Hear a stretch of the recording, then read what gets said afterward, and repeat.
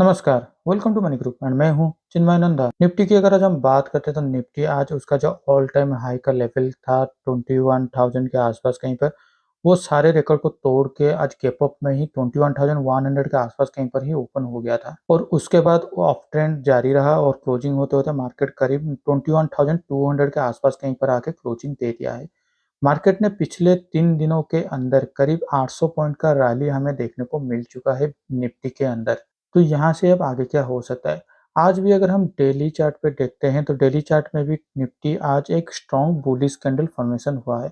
तो हम लोग यहाँ पर और नेगेटिव डाउन ट्रेंड की बात नहीं कर सकते क्योंकि मार्केट अब बुलिश ट्रेंड में चल रहा है तो मार्केट में बुलिश ही पैटर्न बना रहेगा। लेकिन आज मार्केट पे देखिए, मार्केट गैप अप में ओपनिंग तो हो गया 21,100 के आसपास कहीं पर, लेकिन मार्केट में अगर आज दिन भर देखते हैं तो मार्केट में आज ज़्यादातर टाइम एक साइडवेज मार्केट में ही चला गया। पहले ही 1 घंटे के अंदर थोड़ा मूवमेंट हु उसमें दिखाई दिया और उसके बाद आखिरी 3 बजे के आस-पास कहीं पर और थोड़ा-थोड़ा मूवमेंट दिखाई दिया। लेकिन उसको छोड़ देते हैं तो दिन भर आज मार्केट करीब 30-40 पॉइंट के अंदर ही कहीं पर ही मूवमेंट होता ही रहा। मेरा जैसा मानना था कि मार्केट दिसंबर मंथ की एंड तक 21,200 के आस-पास कहीं पर आके क्लोजिंग दे देता है। लेकिन मार्केट का इस तरह से वॉल्यूमली जो मूवमेंट हो रहा है उस हिसाब से ये जो लेवल है 21,200 वो जल्द से जल्द तोड़ने वाला है। तो हम लोग ऊपर की ओर से अगर प्लान आउट करते हैं तो 21,500 तक भी मार्केट जा सकता है इसी दिसंबर मंथ के अंदर। फिलहाल के लिए मार्केट में जो स्टॉप लॉस बनने वाला है या फिर सपोर्ट का लेवल जो बनने वाला है वो करीब इस लेवल के आसपास कहीं पर आने वाला है 21,100 के आसपास कहीं पर, क्योंकि इस लेवल के आसपास से मार्केट ने आज गैप अप में ओपनिंग दिया था।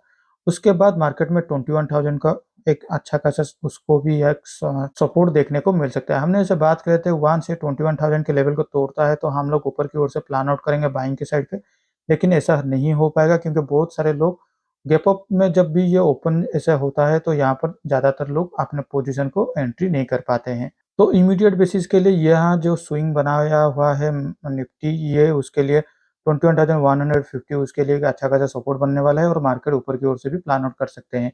कल अगर मार्केट गैप अप में ओपन होता है या फिर फ्लैट में ओपन होकर ऊपर की तरफ भी जाता है, तो यहाँ पर हमको बस 5 मिनट्स चार्ट पे एक प्राइस एक्शन दिखाई देना है और प्राइस एक्शन दिखाई देते ही हम लोग वहाँ पर बाइंग के साइड पे प्लान आउट कर सकते हैं, जो कि हमारा maximum to maximum stop loss 21,150 तक होना चाहिए। तो चलिए अब देख लेते हैं बैंक निफ्टी की ओर। बैंक निफ्टी में भी एक हमें गैप अप में ओपनिंग देखने को मिला। हमने जैसे बात कर रहे थे 47,400, 47,600 ये सारे लेवल उसके लिए एक रेजिस्टेंस की तरफ काम करने वाले हैं।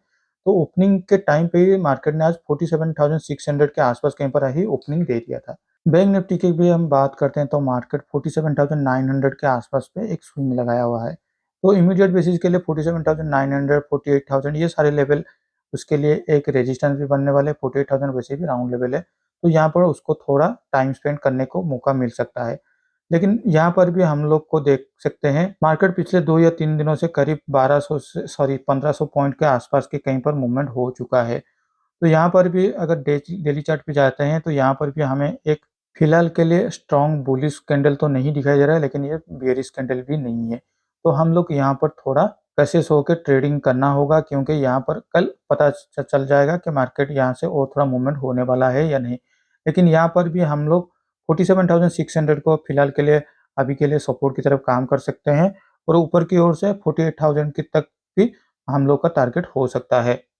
मार्केट अगर फ्लैट में ओपन होता है या फिर ये जो लेवल है 47,000, 47,800 के आसपास कहीं पर ये सारे लेवल के आसपास पे मार्केट अगर ओपन हो जाता है तो यहाँ पर भी 5 मिनट चार्ट पे अगर हम लोग को कोई भी प्राइस एक्शन दिखाई देता है ऊपर की ओर से तो हम लोग एंट्री कर सकते हैं। बस यही देखना है कि 47,900 और 48,000 को मार्केट कैसे रेस्पेक्ट दे रहा है।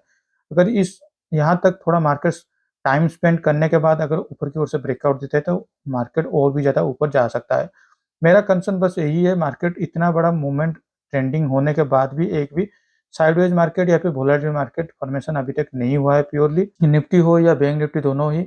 अगर ऐसे ही अगर मार्केट गैप अप में ओपनिंग हो जाएगा और उसके बाद साइडवेज में भी जाते हैं तो बहुत सारे लोगों का स्टॉप लॉस हिट होने वाला है या फिर जो भी इंट्राडे में ट्रेडिंग करते हैं उनको ट्रेड का पोजीशन नहीं मिलने वाले हैं। मार्केट फ्लैट में ओपन होकर वोलेटिलिटी या फिर साइडवेज होना चाहिए।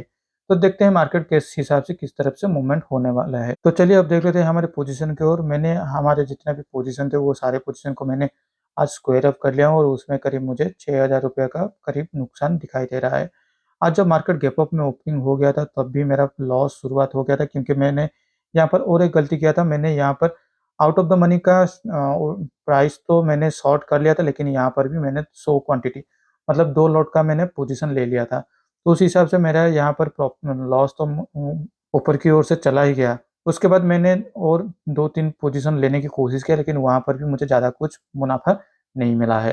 हो सकता है इतना बड़ा ट्रेंडिंग मार्केट जाने के बाद अब कल या परसों के अंदर हमें फिर से एक साइडवेज मार्केट या बुलियन मार्केट देखने को मिल सकता है। तब तब तक मुझे ये पोज़ीशन अगर होल्ड भी कर लेता तो थोड़ा इधर ये नुकसान भी थोड़ा मुझे कम हो सकता था, या फिर नया पोजीशन भी लेता तो वहाँ पर कुछ हो सकता है। लेकिन इस फाइनेंशियल ईयर शुरुआत से मैंने जितने कैपिटल से मैंने इस ट्रेडिंग को शुरुआत किया हुआ था, आज एग्ज़ैक्टली ये लॉस होने के बाद मेरा कैपिटल उस जगह पे आके खड़ा हो चुका है।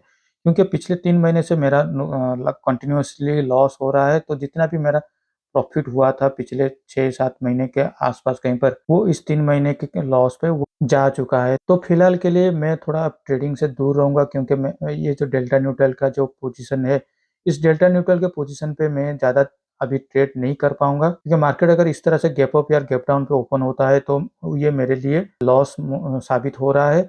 लेकिन मेरा जो अभी तक जो स्ट्रॉन्ग बुलिश कैंडल पैटर्न हो गया या फिर स्ट्रॉन्ग बेयरिश कैंडल पैटर्न हो गया, जहाँ पर मेरा पेपर ट्रेडिंग चल रहा है, मैं वहाँ पर और भी 10-15 दिन पेपर ट्रेडिंग करना पसंद करूँगा। उसके बाद उसको मैंने डायरेक्ट ट्रेडिंग पे अप्लाई करूँगा। तब तक के लिए मैं अभी और ट्रेडिंग नहीं करने वाला हूँ। तो आज के लिए इस वीडियो में बस इतना ही। Thank you for watching my video.